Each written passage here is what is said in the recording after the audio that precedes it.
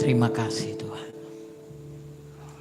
Kami persembahkan waktu ini hanya ke dalam tangan-Mu saja. Di dalam nama Yesus, kami tawan pikiran kami taklukkan kepada pikiran Kristus saja. Haleluya. Amin. Amin. Amin. Silakan duduk jemaat Tuhan.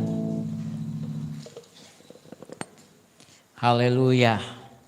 Apa kabarnya pada malam ini? Saudara lebih baik?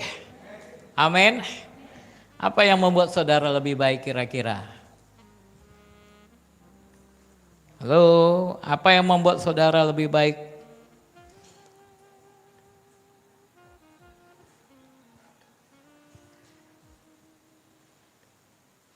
Segala berkat Tuhan.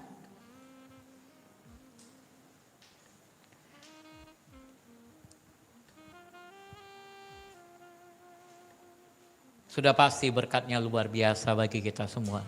Karena Dia Bapa yang baik. Amin. Dia mengasihi kita, Dia mencintai kita. Jangan pernah takut dan khawatir mengenai Dia. Sedikit pun jangan pernah meragukan Dia. Masalahnya adalah di kita. Kitalah yang selalu menghalangi mujizat kita. Kitalah yang selalu menghalangi berkat Tuhan sampai kepada kita. Oleh sebab itu kita mau terus belajar karena kita ingin mengalami kemenangan-kemenangan dalam hidup kita. Amin. Di dalam Matius pasal yang ke-6 ayat 31 sampai ayat ke-34. Matius pasal yang ke-6 ayat 31 sampai ayat yang ke-34. Mari kita baca kebenaran firman Tuhan ini bersama-sama. 1, 2, 3.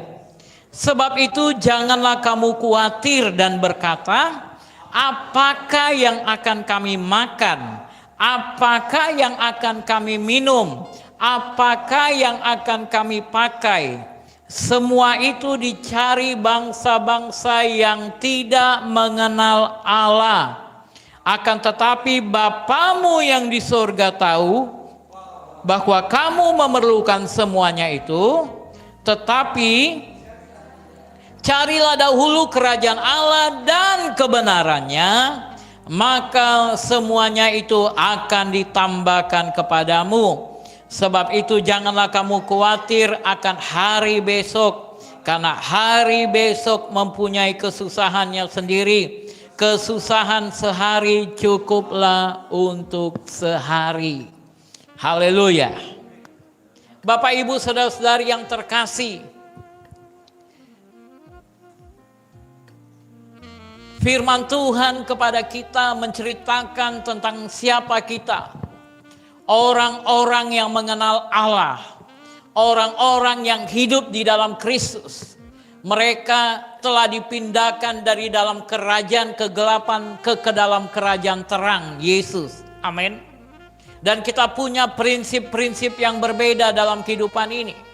Yesus berkata, jangan kamu khawatir tentang apa yang akan kau makan, apa yang kau minum, apa yang kamu pakai.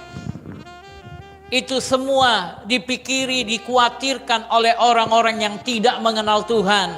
Tetapi engkau mengenal Tuhan. Apakah Bapamu tidak tahu bagaimana memberikan kepada anak-anaknya? Karena engkau tidak lagi berada di dalam kerajaan kegelapan, engkau berada di dalam kerajaan Yesus. Yang kau perlu lakukan, yaitu tidak memikirkan semua yang kau butuhkan dalam hidupmu, tetapi yang kau perlu lakukan adalah ayat 33, mencari dahulu kerajaan Allah dan kebenarannya. Amin. Di mana kerajaan itu berada? Di mana Yesus Sang Raja bertakhta. Haleluya. Dan Tuhan berkata, tidak cukup hanya mencari kerajaan di mana Yesus bertakhta, tetapi engkau juga harus menjadi pelaku-pelaku kebenaran. Amin. Karena dia tidak berkata cukup cari kerajaan Allah, tetapi dia berkata dan kebenarannya. Ini perkataan Yesus sendiri. Engkau harus mencari dahulu kerajaan Allah dan kebenarannya. Coba beritahu dengan orang di kiri kananmu. Beritahu, ayo cari dahulu kerajaan Allah dan kebenarannya, maka semuanya akan ditambahkan kepadamu. Haleluya. Semuanya akan ditambahkan kepadamu. Haleluya. Cari dahulu kerajaan Allah. Jangan kamu khawatir akan hari besok. Gak usah khawatir mengenai hidupmu. Aku akan mati, aku akan begini, aku akan begini. Gak usah kamu khawatir. Kematian itu adalah sesuatu yang pasti. Tetapi kematian itu tidak dapat mendatangi seseorang kalau Tuhan belum mengizinkan. Apalagi orang-orang yang sudah menjadi milik Yesus. Haleluya. Semua pendeta-pendeta yang meninggal, semua orang-orang yang meninggal yang di dalam Yesus, itu terjadi atas penentuan Tuhan. Karena memang sudah tiba waktunya. Kalau belum tiba waktunya, tidak ada virus corona, tidak ada penyakit apapun juga yang bisa merenggut mereka. Tidak ada kuasa apapun juga. Kepada Ayub Tuhan berkata, engkau bisa sentuh, engkau bisa jamah tubuhnya, tetapi jangan coba-coba sentuh nyawanya. Karena nyawa orang yang percaya kepada Yesus ada di dalam Kristus, berharga di mata Tuhan. Kematian semua orang yang dikasihinya, amin. Berharga di mata Tuhan. Iblis, penyakit apapun di muka bumi ini tidak dapat menyentuh kehidupan orang percaya. Kehidupan orang percaya, hidup orang percaya aman di dalam tangan Tuhan. Haleluya. Engkau mau menderita kanker stadium 4, engkau mau menderita segala penyakit apapun juga, kalau Tuhan bilang belum waktunya, belum waktunya. Jangan kau khawatir dan meratapi hidupmu. Tetapi yang kau perlu lakukan adalah cari dahulu kerajaan Allah dan kebenarannya. Karena engkau akan pergi ke sana. Kenapa engkau perlu tahu di mana kerajaan Allah? Kenapa engkau perlu mencari kerajaan Allah? Karena engkau ingin ke sana. Amin. Dan bagaimana engkau bisa sampai ke sana kalau engkau tidak punya kebenarannya? Apa itu kebenarannya? Kebenarannya adalah seperti tiket yang kau perlu pegang, paspor yang kau perlu pegang untuk engkau berangkat ke suatu tempat tujuan. Kalau engkau pergi ke Jakarta dari kota Medan, karena kita sama-sama warga negara Indonesia dan Jakarta Medan berada di dalam wawasan Nusantara, kesatuan negara Republik Indonesia, maka yang kau perlu lakukan, yang perlu kau miliki adalah KTP, dan yang kedua adalah tiket untuk terbang ke sana. Tetapi ketika engkau melintasi antar negara, ada satu tambahan lain yang kau butuhkan, paspor. Paspor yang menyatakan kewarganegaraanmu. Kejelasan kewarganegaraan itu sangat penting, saudara. Makanya engkau perlu punya kebenaran. Jadi tidak hanya cukup mencari kerajaan surga, tetapi juga engkau harus mencari kebenarannya. Amin. Sekarang kita akan belajar kebenaran, karena begitu banyak kebenaran-kebenaran di dalam kerajaan surga. Begitu banyak kebenaran-kebenaran. Tidak mungkin hari ini kita mempelajari semua kebenaran. Tetapi hari ini kita akan belajar kebenaran-kebenaran yang akan memberikan kemenangan-kemenangan kepada engkau. Ada 4 kebenaran yang ingin saya sampaikan kepada engkau pada malam ini, supaya hidupmu berkemenangan. Amin. Supaya hidupmu mengalami mujizat, supaya penyakitmu disembuhkan. Karena 4 kebenaran yang akan disampaikan ini sungguh senjata yang luar biasa, yang banyak menyembuhkan orang lain. Saya mendengar kisah-kisah orang-orang yang mengalami mujizat, Kalau saudara buka YouTube, Sid Roth. Pernah dengar Sid Roth? Sid Roth itu adalah seorang Yahudi yang mewawancarai orang-orang yang mengalami perjumpaan dengan Tuhan, orang-orang yang mengalami mujizat-mujizat yang luar biasa. Dan salah satu yang diwawancarai oleh Sid Roth, yang seorang hamba Tuhan bernama Brian Wills. Sebelum menjadi pendeta, Brian Wills ini mengalami kanker, tumor, stadium 4.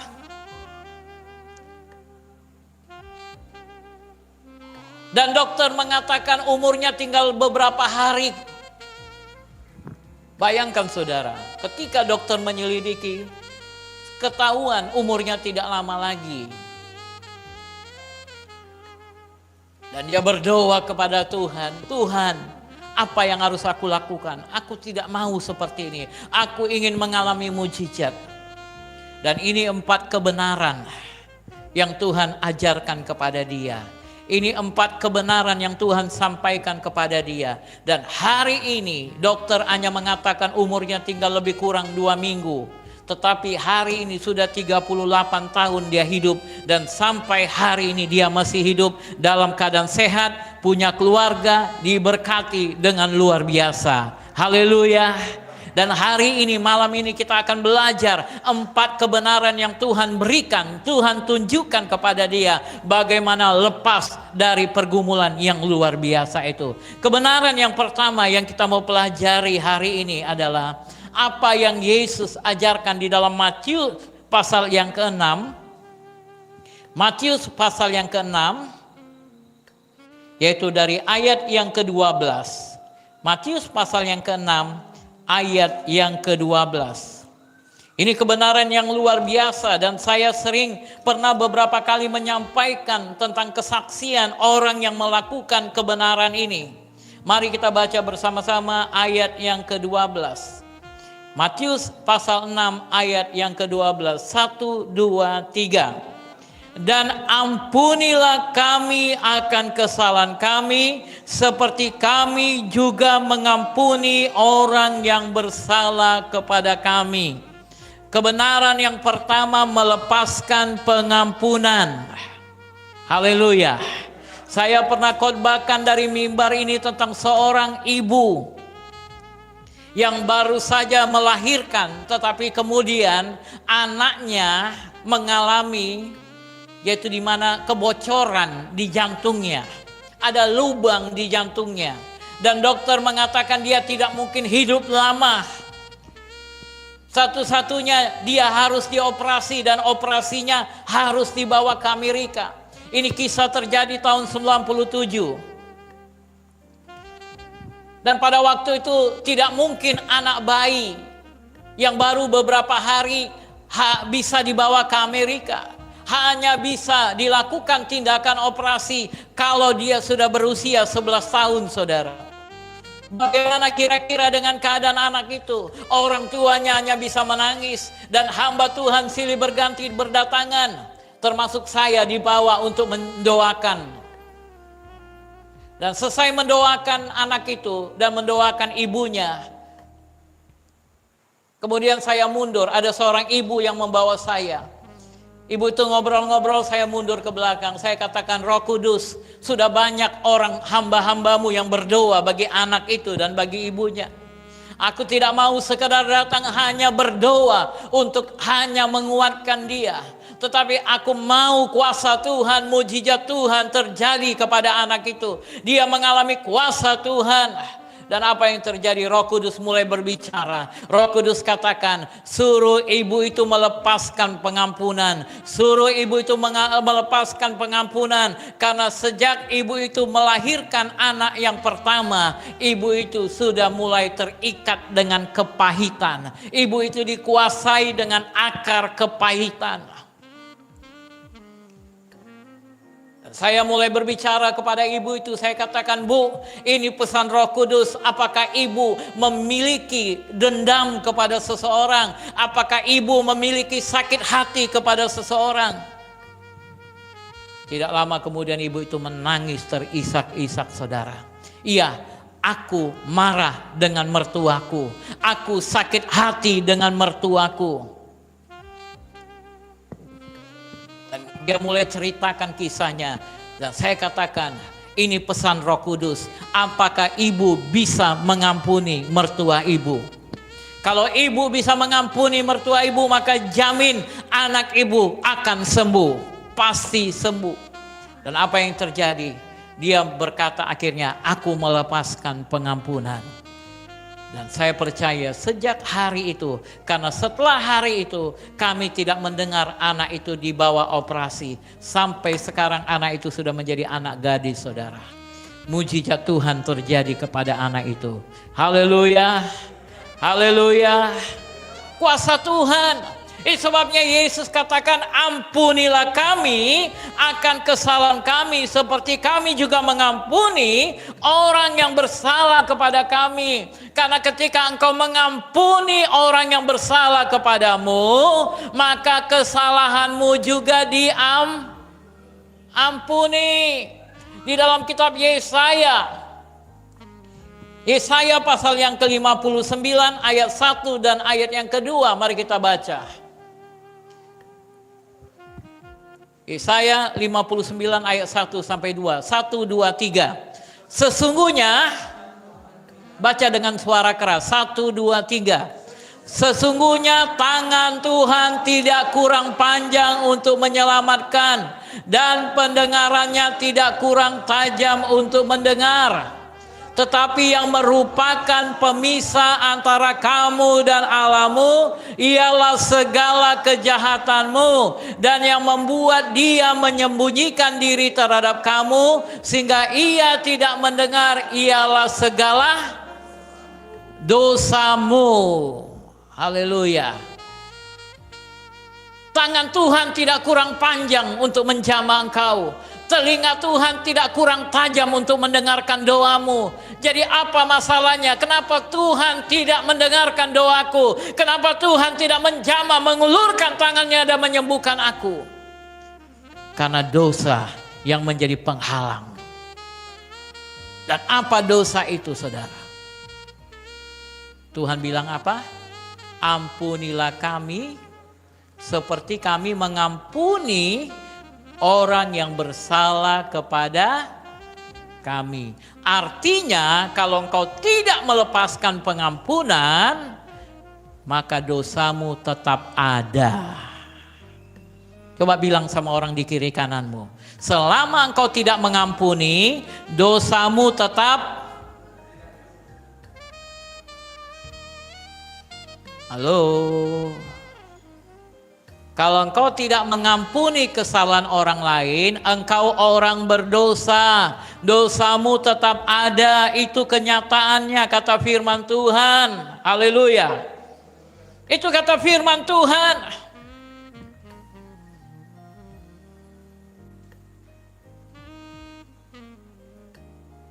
Kenapa engkau harus mengampuni?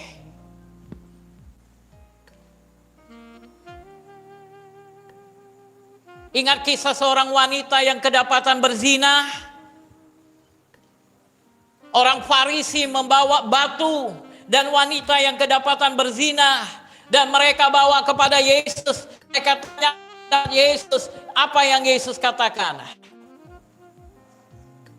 Kalau ada di antaramu yang belum pernah berbuat dosa, biarlah dia yang pertama melempar batu kepada wanita ini. Apa yang terjadi? Apakah ada yang melemparkan? Tidak ada. Kenapa? Semuanya sama-sama merasa kami juga punya dosa. Halo. Amin. Sehingga aku harus mengampuni. Aku enggak lebih baik dari dia. Dalam Roma pasal yang ketiga. Roma pasal yang ketiga kita akan baca mulai dari ayat 9 sampai ayat 10. Kemudian kita lompat ayat 23. Roma 3 ayat 9. Mari kita baca ayat 9. 1, 2, 3. Jadi bagaimana? Adakah kita mempunyai kelebihan daripada orang lain? Sama sekali tidak. Sebab di atas telah kita tuduh, baik orang Yahudi maupun orang Yunani, bahwa mereka semua ada di bawah kuasa dosa. Ayat 10. Seperti ada tertulis, tidak ada yang benar, seorang pun tidak. Ayat 23. Karena semua orang telah berbuat dosa dan telah kehilangan kemuliaan Allah. Ayat 9 apa katanya? Adakah kita mempunyai kelebihan daripada orang lain? Halo? Adakah Pak Das dengan Muna ini berbeda di mata Tuhan? Di mata Tuhan semuanya sama. Tidak ada kelebihan satu dengan yang lain. Tuhan tidak lebih sayang Pak Das dari Muna. Di mata Tuhan semuanya sama. Karena tidak ada satupun yang benar. Semua orang telah berbuat dosa dan telah kehilangan kemuliaan Allah. Halo. Amin. Itu sebabnya Tuhan ajarkan mulai dari awal dalam doa Bapa kami, ampunilah kami seperti kami juga mengampuni orang yang bersalah kepada kami. Dan saudara, ini yang terjadi di zaman akhir. 2 Timotius pasal 3 ini juga sudah berkali-kali saya sampaikan kepada saudara. Di ayat yang ketiga dikatakan apa saudara? 2 Timotius 3 ayat yang ketiga. Ini merupakan ciri-ciri orang di akhir zaman. Mari baca bersama-sama. 1, 2, 3. Tidak tahu mengasihi, tidak mau berdamai, suka menjelekkan orang, tidak dapat mengekang diri, garang, tidak suka yang baik. 2 Timotius 2 ayat 19. 2 Timotius 2 ayat 19. 1, 2, 3. Tetapi dasar yang diletakkan Allah itu teguh, dan meterainya ialah Tuhan mengenal siapa kepunyanya, dan setiap orang yang menyebut nama Tuhan hendaklah meninggalkan kejahatan. Ayat 22.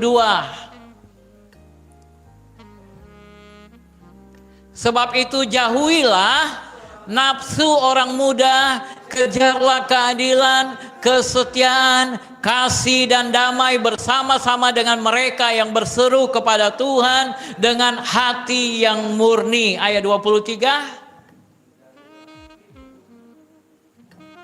Hindarilah soal-soal yang dicari-cari, yang bodoh dan tidak layak. Engkau tahu bahwa soal-soal itu menimbulkan pertengkaran. Dan kemudian ayat 24-nya, seorang hamba Tuhan tidak boleh bertengkar katanya. Seorang yang melayani Tuhan tidak boleh bertengkar. Kenapa saudaraku? Karena ini yang akan terjadi. Ibrani 12 ayat 12 sampai yang ke-15. Mari baca. Ibrani 12 ayat 12 sampai yang ke-15. 1, 2, 3. Sebab itu kuatkanlah tangan yang lemah dan lutut yang goyah, dan luruskanlah jalan bagi kakimu, sehingga yang pincang jangan terpelecok, tetapi menjadi sembuh. Ayat 14. Berusahalah hidup damai dengan semua orang, dan kejarlah kekudusan, sebab tanpa kekudusan tidak seorang pun akan melihat Tuhan. Ingatlah, jagalah. Ayo baca, 1, 2, 3. Jagalah supaya jangan ada seorang pun menjauhkan diri dari kasih karunia Allah, agar jangan tumbuh akar yang pahit, yang menimbulkan kerusuhan, dan yang mencemarkan banyak orang. Jagalah, kata firman Tuhan, agar jangan tumbuh akar yang pahit. Karena akar yang pahit bisa menimbulkan kerusuhan dan mencemarkan banyak orang. Itu sebabnya Tuhan katakan, ampunilah kami seperti kami juga mengampuni orang yang bersalah kepada kami. Mazmur 133 ayat 1 katakan, sungguh alangkah baiknya dan indahnya apabila saudara-saudara diam bersama dengan, kenapa? Ayat 2, seperti minyak yang baik yang di atas kepala meleleh ke janggut. Karena ketika engkau kumpul bersama dengan rukun, akan ada urapan. Kalau engkau menimbulkan perselisihan, percecokan, tidak ada damai satu dengan yang lain, jangan harap engkau akan melayani dengan urapan. Urapan itu akan pergi daripadamu.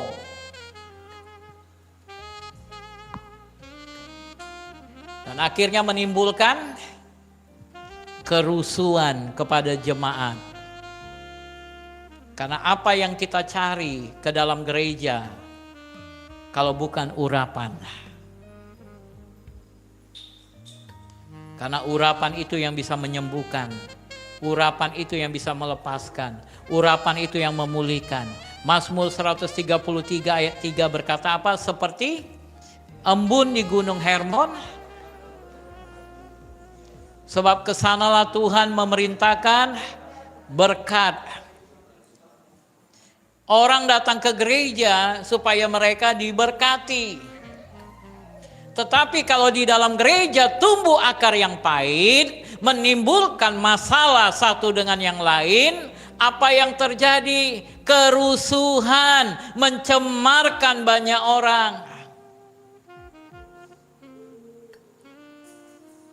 1 Yohanes pasal yang kedua. Mari kita lihat 1 Yohanes 2.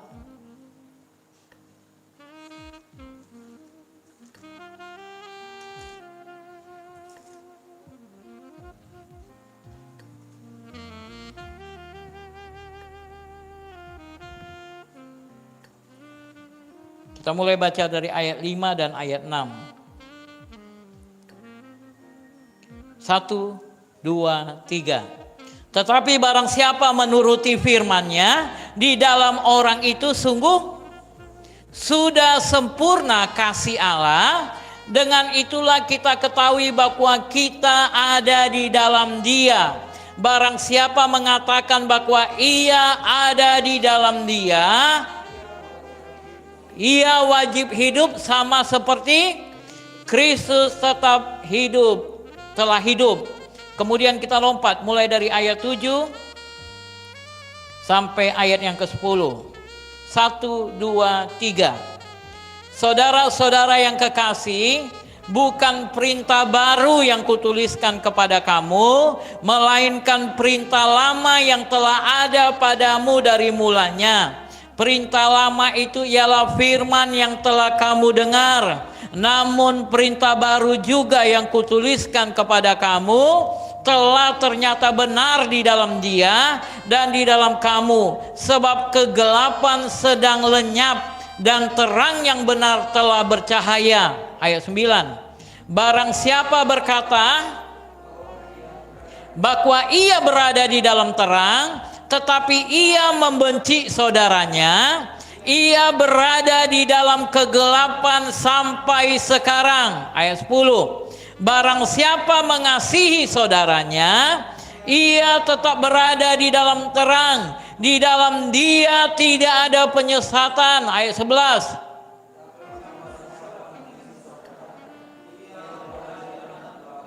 Dan hidup di dalam kegelapan. Ia tidak tahu kemana ia pergi, karena kegelapan itu telah membutakan matanya.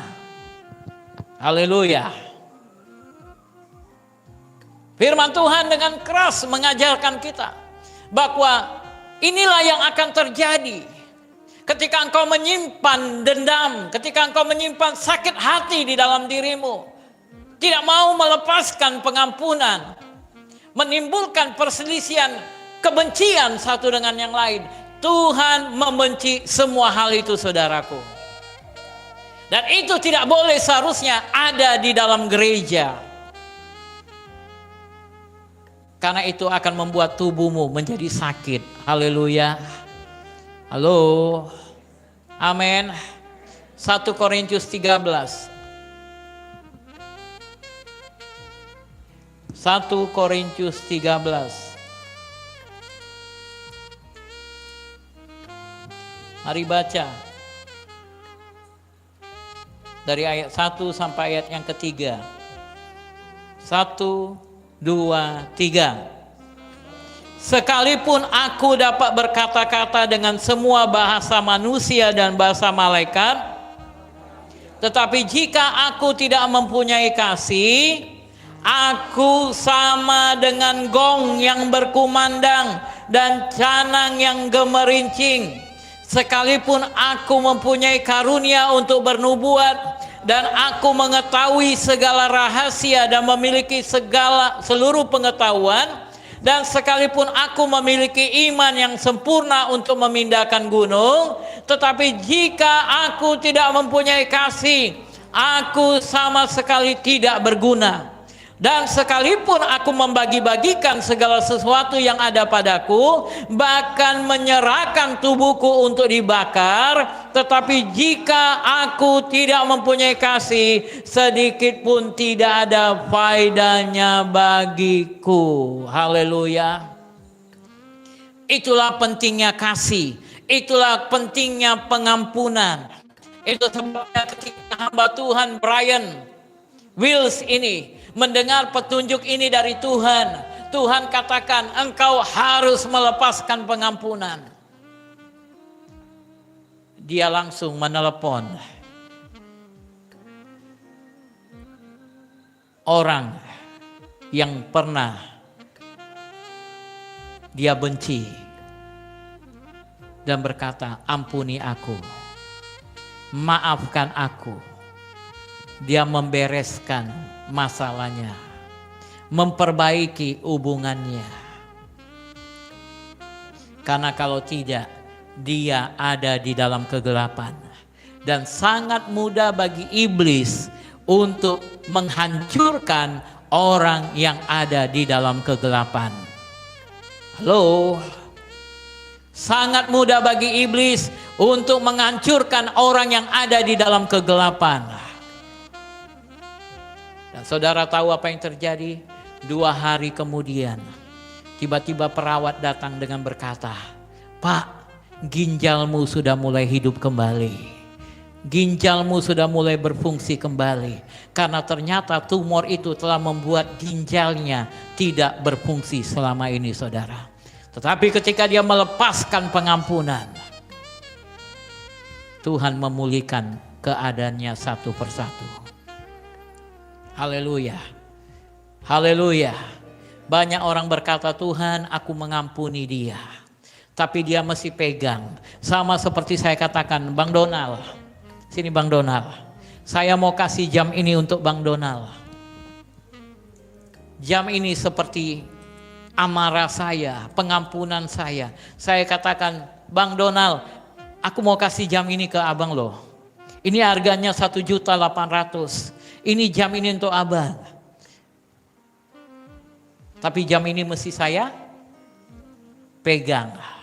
Banyak orang berkata, aku mau lepaskan pengampunan. Tapi dia masih pegang erat. Kebencian begitu menguasai dia. Ketika engkau katakan aku mengampuni, maka engkau lepaskan. Pegang. Tidak ada lagi dengan dirimu.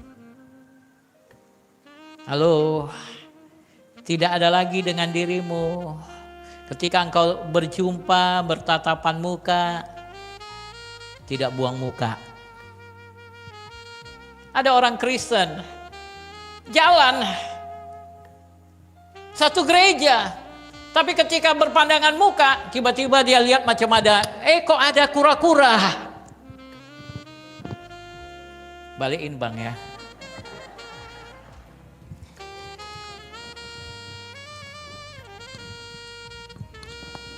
Selama ini dia nggak lihat ada sarang laba-laba di situ. Tapi ketika dia lihat muka musuhnya, tiba-tiba dia bisa lihat kok ada sarang laba-laba. Apa kata firman Tuhan? Balok. Hah?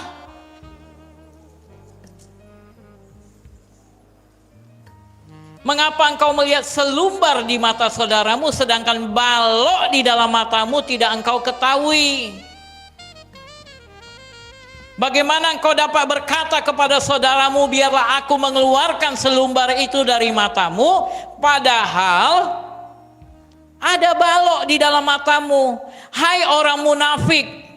Matius 7 ayat 5. Hai orang munafik, keluarkanlah dahulu balok dari matamu, maka engkau akan melihat dengan jelas untuk mengeluarkan selumbar itu dari mata saudaramu.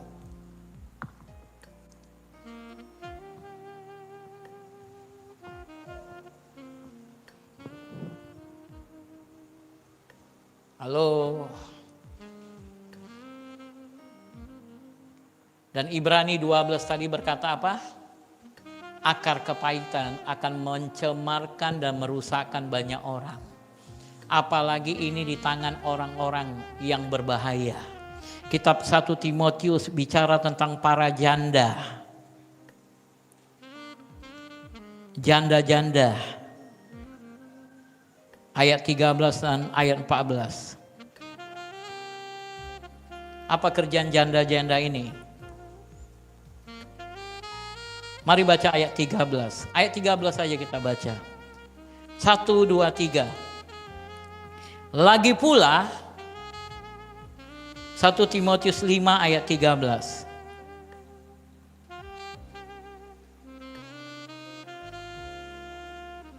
1, 2, 3.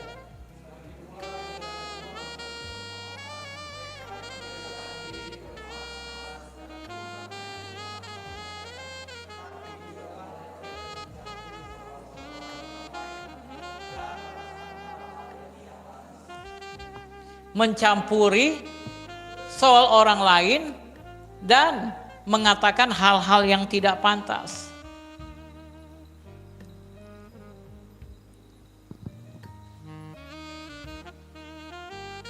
Kenapa? Hatinya sudah dipenuhi dengan segala kepahitan tadi.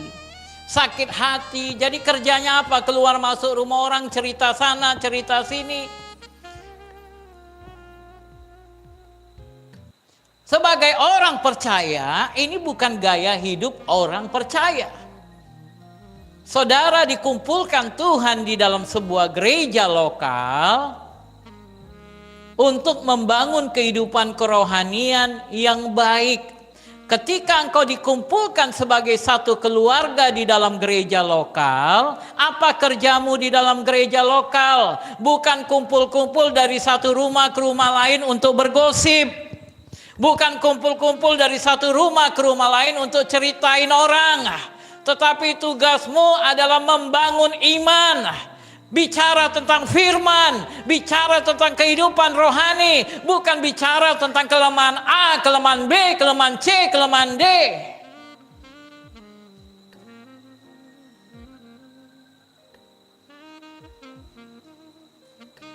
Saya sering kali melihat terjadi di dalam gereja-gereja lokal. Masalah-masalah muncul di dalam gereja antara jemaat dengan jemaat. Karena persoalan-persoalan seperti ini, saudara. Orang-orang yang tidak bertanggung jawab. Orang-orang yang tidak bertanggung jawab.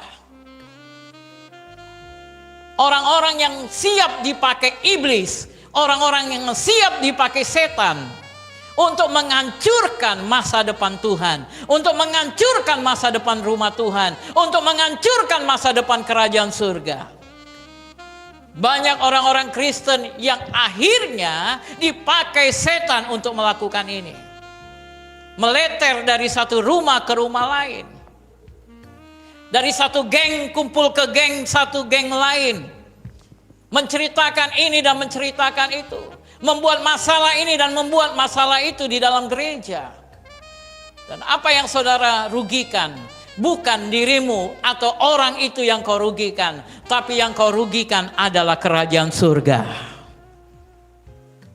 Dan bukan hanya kerajaan surga, iblis akan tertawa-tawa dan kemudian iblis akan mulai merusak kehidupanmu. Iblis akan mulai menghancurkan kehidupanmu. Ketika engkau berada di dalam kegelapan, dia dengan bebas berperkara di dalam kehidupan orang-orang percaya. Karena orang-orang percaya sudah tidak hidup dalam kebenaran. Engkau datang ke gereja bukan hanya mencari kerajaan surga, mencari hadirat Tuhan, tetapi hidup melakukan kebenaran surga. Haleluya. Amin.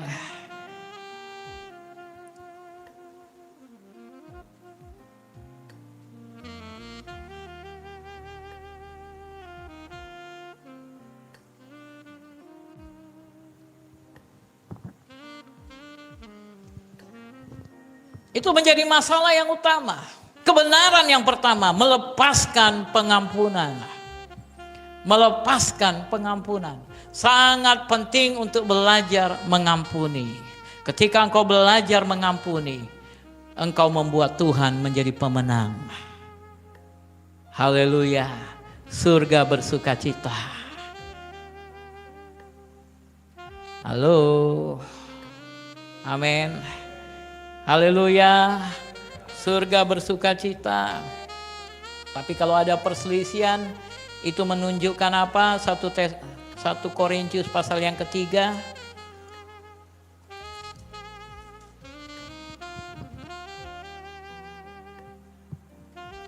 Ayat 1-3. Dan aku saudara-saudara pada waktu itu tidak dapat berbicara dengan kamu seperti dengan manusia rohani, tetapi hanya dengan manusia duniawi yang belum dewasa dalam Kristus. Susulah yang kuberikan kepadamu bukanlah makanan keras, sebab kamu belum dapat menerimanya dan sekarang pun kamu belum dapat menerimanya. Ayat 3. Karena kamu masih manusia duniawi. Sebab jika, mari baca bersama-sama ayat 3. 1, 2, 3. Karena kamu masih manusia duniawi. Sebab jika di antara kamu ada iri hati dan perselisihan, bukankah hal ini menunjukkan bahwa kamu manusia duniawi dan bahwa kamu hidup secara manusiawi?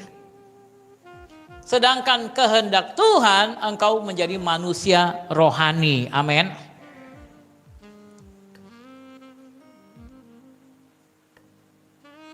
Dan kita tidak akan izinkan itu terjadi di dalam gereja Elim. Karena syarat untuk melayani adalah orang-orang yang sudah dewasa. Sehingga ketika ada orang-orang yang menimbulkan perselisihan, tidak boleh diizinkan naik melayani.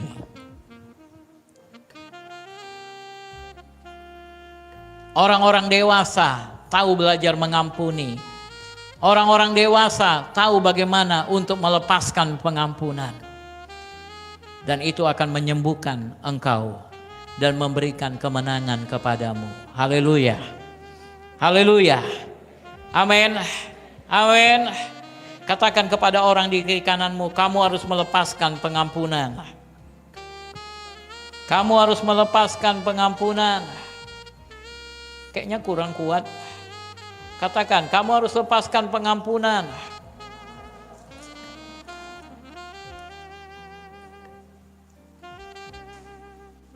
Markus 11 ayat 25, satu lagi ayat 25 dan 26 mengenai ini. Markus 11 ayat 25-26, baca dengan suara keras. 1, Markus 11 ayat 25 dan 26. Markus 11 ayat 25-26. 1, 2, 3. Dan jika kamu berdiri untuk berdoa, ampunilah dahulu sekiranya ada barang sesuatu dalam hatimu terhadap seseorang, supaya juga Bapamu yang di sorga mengampuni kesalahan-kesalahanmu.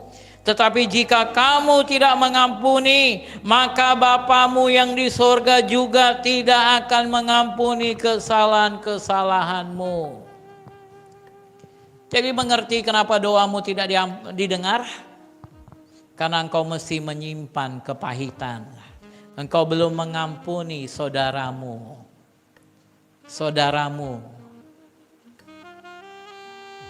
Jadi mari belajar mengampuni. Yang kedua, inilah langkah yang Tuhan ajarkan kepada Brian Wills. Kebenaran yang Tuhan ajarkan. Apa itu kebenaran yang kedua? Yaitu, mari kita baca Maliaki pasal yang ketiga ayat 8 sampai ayat yang ke-12. Maliaki pasal 3 ayat 8 sampai 12.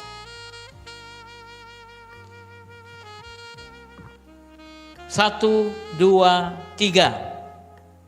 Bolehkah manusia menipu Allah? Namun kamu menipu aku. Tetapi kamu berkata dengan cara bagaimanakah kami menipu engkau? Mengenai persembahan persepuluhan dan persembahan khusus. Kamu telah kena kutuk, tetapi kamu masih menipu aku. Ya kamu seluruh bangsa. Bawalah seluruh persembahan persepuluhan itu ke dalam rumah perbendaharaan, supaya ada persediaan makanan di rumahku, dan ujilah aku, firman Tuhan semesta alam, apakah aku tidak membukakan bagimu tingkap-tingkap langit dan mencurahkan berkat kepadamu sampai berkelimpahan. Ayat 11. Aku akan menghardik bagimu belalang pelahap, supaya jangan dihabisinya hasil tanahmu, dan supaya jangan pohon anggur di padang tidak berbuah bagimu, firman Tuhan semesta alam.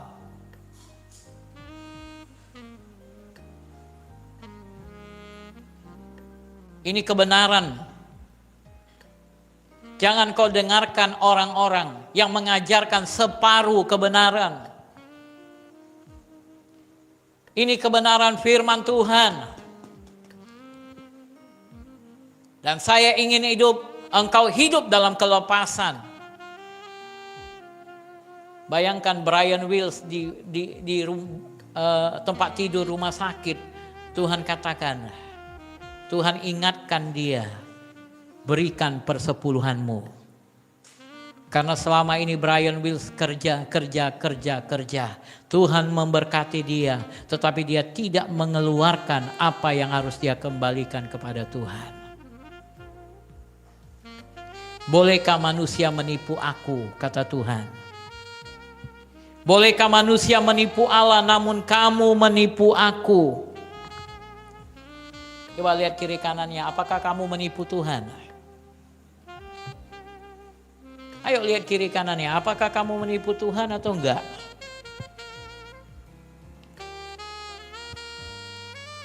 Matius pasal yang kelima.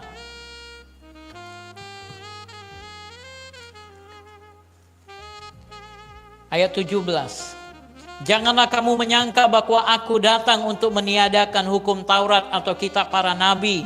Aku datang bukan untuk meniadakannya, melainkan untuk menggenapinya. Karena aku berkata kepadamu, sesungguhnya selama belum lenyap langit dan bumi ini, satu iota atau satu titik pun tidak akan ditiadakan dari hukum Taurat sebelum semuanya terjadi.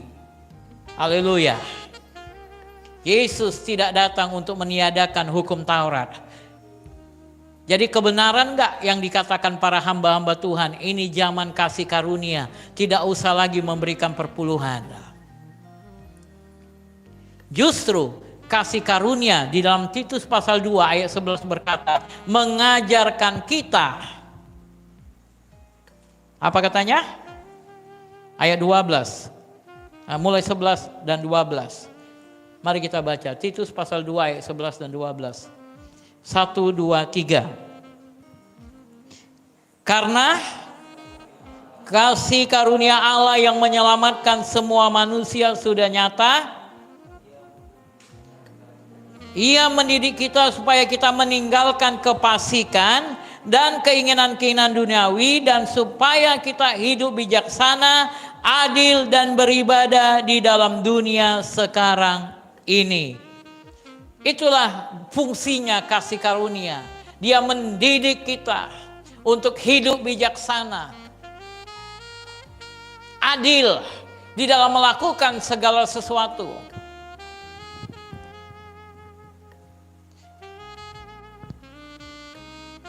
Itu sebabnya banyak orang yang mengalami kutuk. Kutuk, bukan pendeta yang mengutuk, tetapi ini firman Tuhan berkata, kamu telah kena kutuk. Maliaki pasal 3 tadi, ayat yang ke-9. Kamu telah kena kutuk, tetapi kamu masih menipu aku, ya kamu seluruh bangsa. Ayat ini bukan hanya bicara kepada imam, ya kamu seluruh bangsa. Kalau kamu buka Google tentang perpuluhan, banyak pengajaran-pengajaran di situ. Dan salah satu pengajarannya melarang untuk memberikan perpuluhan, karena mereka berkata perpuluhan itu adalah perintah untuk imam. Tapi kebenarannya coba engkau baca. Kamu telah kena kutuk, hai seluruh bangsa. Tuhan menyampaikan dalam kitab Imamat, Tuhan menyampaikan dalam kitab Bilangan kepada seluruh bangsa Israel untuk memberikan perpuluhannya. Dan itu satu-satunya ayat yang Tuhan katakan, ujilah aku. Kalau kamu sudah memberikan perpuluhan, ujilah aku. Aku akan membuka tingkap-tingkap di langit. Aku akan menghardik bagimu belalang pelahap, supaya jangan pohon anggur di padang tidak berbuah bagimu. Supaya jangan penghasilanmu tidak menghasilkan sesuatu. Supaya jangan kau kena kutuk. Apa itu kena kutuk? Engkau bisa baca di dalam kitab Ulangan pasal yang ke-28.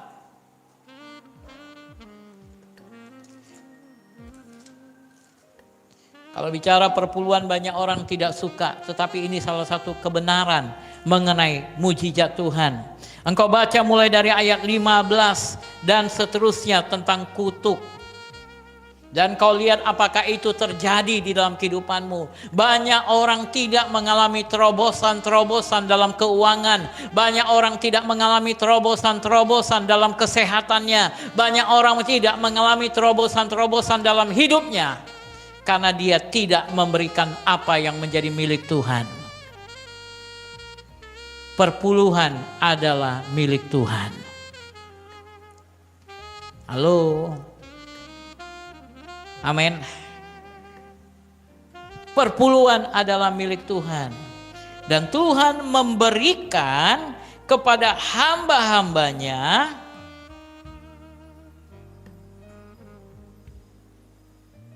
di dalam Bilangan 18, supaya saudara jelas. Karena banyak orang berkata, itu untuk memperkaya hamba-hamba Tuhan.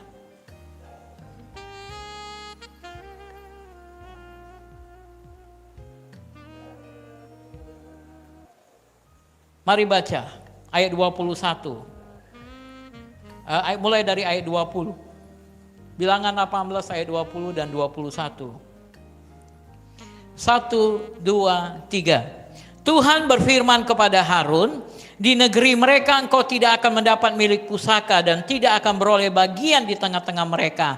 Akulah bagianmu dan milik pusakamu di tengah-tengah orang Israel. Mengenai Bani Lewi, sesungguhnya aku berikan kepada mereka segala persembahan persepuluhan di antara orang Israel sebagai milik pusakanya, untuk membalas pekerjaan yang dilakukan mereka, pekerjaan pada kemah pertemuan.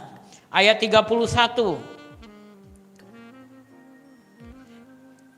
Kamu boleh memakannya di setiap tempat, kamu dan seisi rumahmu, sebab upahmulah itu untuk membalas pekerjaanmu di kemah pertemuan. Jelas firman Tuhan. Jadi engkau gak usah khawatir ketika hamba Tuhan menikmatinya. Gak usah engkau pikirkan ketika hamba Tuhan menikmatinya. Karena memang Tuhan sudah berikan itu kepada mereka. Tuhan berikan itu kepada para hamba-hamba Tuhan. Jadi gak usah stres memikirkannya. Yang kau perlu lakukan adalah bagianmu. Bagianmu adalah memberikan persepuluhan. Supaya engkau tidak kena kutuk. Dan sekali lagi saya katakan, bukan saya yang mengatakan, tapi firman Tuhan yang mengatakan. Amin. Dan kutuk itulah yang menyebar dalam kehidupan manusia. Ketika hamba Tuhan yang bernama Brian Wills ini mendengar petunjuk Tuhan, dia langsung berpesan kepada orang tuanya, tolong ambil uang di rekeningku dan antar ini ke gereja. Dan apa yang terjadi? Tuhan mulai memulihkan kesehatannya lebih lagi. Apa petunjuk ketiga? Inilah petunjuk ketiga dan ini petunjuk yang Tuhan berikan. Tuhan katakan di dalam Amsal pasal yang keempat ayat 20 sampai 22. Amsal pasal yang keempat ayat 20 sampai 22. Mari kita baca bersama-sama. 1, 2, 3. Hai anakku, perhatikanlah perkataanku, arahkan telingamu kepada ucapanku. Janganlah semuanya itu menjauh dari matamu, simpanlah itu di lubuk hatimu, karena itulah yang menjadi kehidupan bagi mereka yang mendapatkannya, dan kesembuhan bagi seluruh tubuh mereka. Selanjutnya apa yang Tuhan katakan langkah ketiga kepada hamba Tuhan ini? Perkatakan firman Tuhan. Perkatakan firman Tuhan sebanyak-banyaknya. Mazmur 118 ayat yang ke-17. Mazmur 118 ayat 17.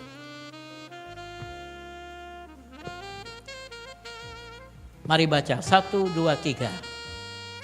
Aku tidak akan mati, tetapi hidup. Dan aku akan menceritakan perbuatan-perbuatan Tuhan. Ini janji Tuhan.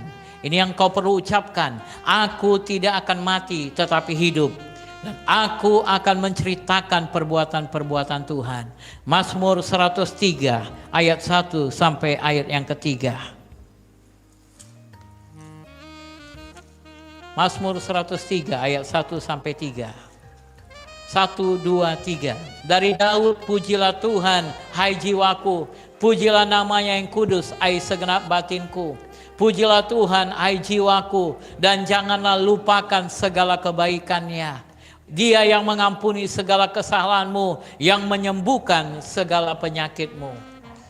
Hamba Tuhan ini mengambil semua ayat-ayat firman Tuhan. Dia tempeli di dinding rumah sakit itu. Dan setiap hari dia baca semua ayat-ayat itu. Setiap hari sampai berkali-kali dalam satu hari. Tidak cukup sekali, tidak cukup 2 kali, tidak cukup 3 kali. Tetapi berkali-kali dia terus membaca ayat demi ayat. Kebenaran demi kebenaran firman Tuhan. Haleluya. Itulah yang kau perlu lakukan langkah yang ketiga agar kau mengalami mujizat dalam hidupmu. Jangan pernah lupa memperkatakan firman Tuhan. Setiap hari engkau ucapkan perkataan-perkataan firman Tuhan. Karena ketika engkau mengucapkan perkataan-perkataan firman Tuhan, maka ini yang akan terjadi. Mazmur 103 ayat yang ke-20. Mari kita baca. Ayat yang ke-20, Mazmur 103 ayat yang ke-20. 1, 2, 3. Pujilah Tuhan, hai malaikat-malaikatnya, hai pahlawan-pahlawan perkasa yang melaksanakan firman-Nya dengan mendengarkan suara firman-Nya. Apa itu tugas malaikat-malaikat? Apa tugas malaikat? Melaksanakan firman Tuhan. Itu tugas malaikat. Jadi apa tugasmu? Tugasmu engkau bacakan dengan suara firman Tuhan itu. Sehingga ketika malaikat mendengarkan ucapanmu, perkatakan firman Tuhan itu, maka malaikat seperti mendengar suara Tuhan yang sedang berbicara. Maka dia akan melaksanakan firman-Nya dengan mendengarkan suara firman-Nya. Tuhan memberikan firman-Nya, tetapi tugas kita membuat suara dalam firman-Nya. Amin. Kita yang membuat suara dalam firman-Nya, dengan mengeluarkan suara kita, memperkatakan firman Tuhan, aku tidak akan mati, aku akan hidup, Allahku akan memenuhi segala keperluanku menurut kekayaan dan kemuliaan-Nya di dalam Yesus Tuhan. Engkau terus mengambil ayat-ayat firman Tuhan dan mulai memperkatakan kebenaran-kebenaran firman Tuhan. Maka apa yang terjadi, saudara? Firman Tuhan itu bagaikan air yang murni. Sedangkan dirimu itu seperti air yang penuh dengan kotoran.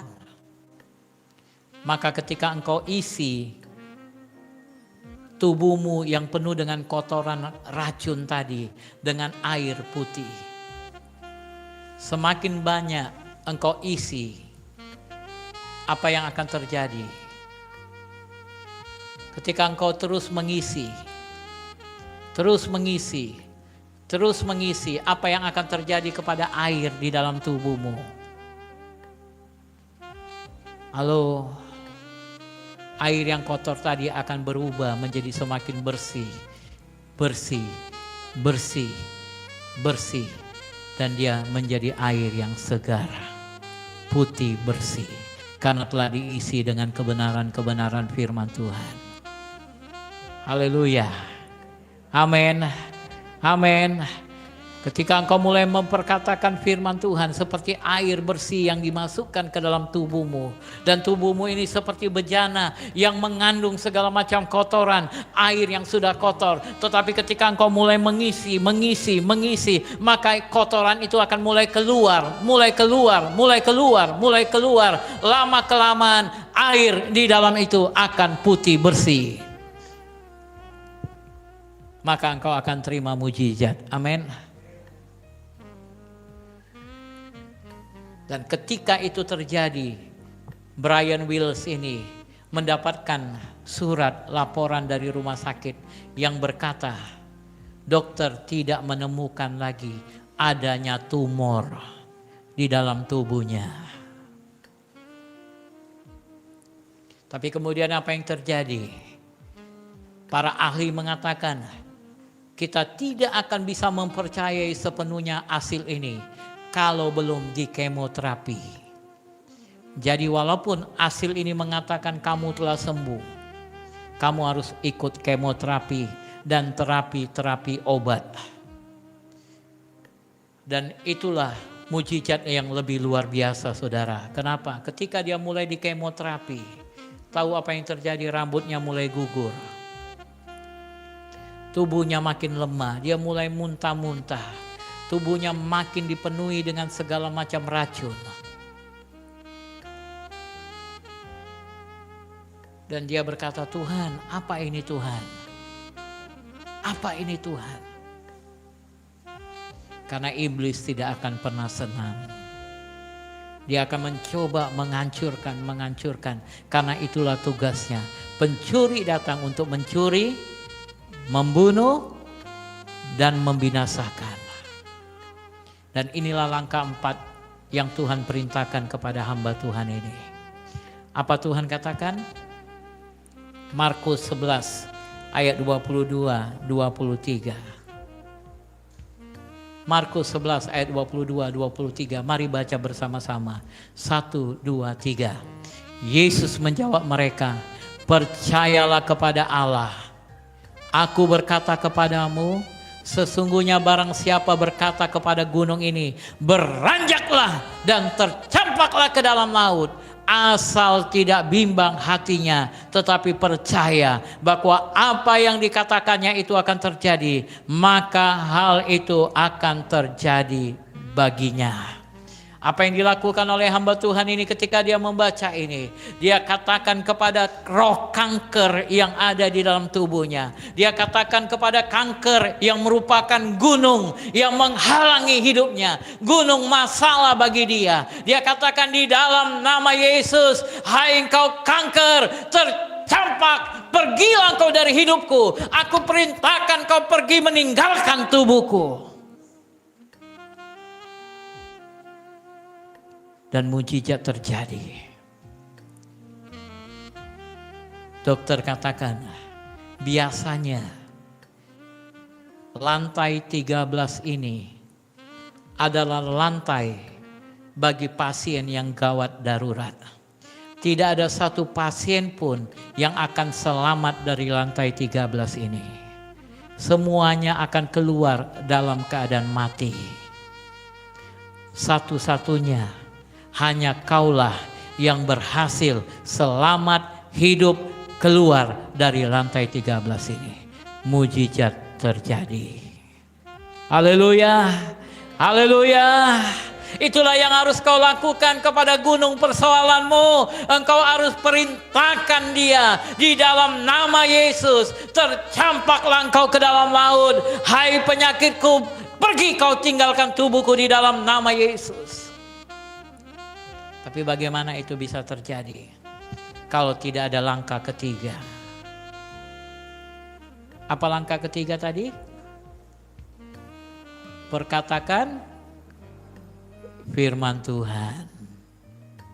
Ketika engkau perkatakan firman Tuhan, apa yang terjadi? Telingamu mendengar. Ketika telingamu mendengar, ada apa? Iman timbul dari pendengaran, akan ketakutan sirna. Karena kita tidak bisa berbohong. Ketika engkau dalam keadaan sakit, ketakutan pasti menyelimuti hidup kita. Tapi ketika engkau mulai perkataan firman Tuhan, iman mulai naik. Ketakutan lenyap. Sebab Tuhan tidak pernah memberikan roh ketakutan. Tapi apa yang Tuhan berikan? Roh yang membangkitkan kasih dan ketertiban. Inilah yang Tuhan berikan. Maka ketakutan itu lenyap. Maka engkau dengan penuh keberanian dapat berkata, hai gunung masalahku, tercampaklah engkau ke dalam laut. Hai kau masalahku, pergi di dalam nama Yesus. Hai kanker, aku perintahkan pergi di dalam nama Yesus.